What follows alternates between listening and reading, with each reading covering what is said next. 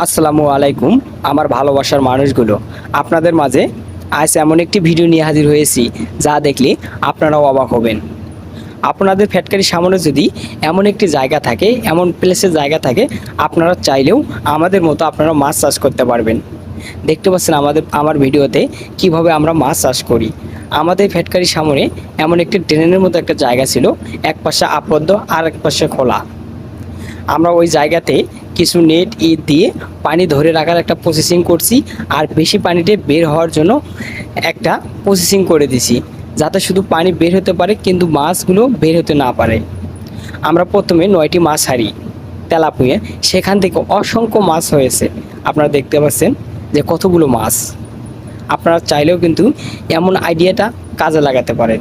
আপনাদের ফ্যাক্টরির কাছে যদি এমন একটি জায়গা থাকে বা এমন প্লেসে জায়গা থাকে, তাহলে আমাদের আইডিয়াটা আপনি কাজে লাগাতে পারেন।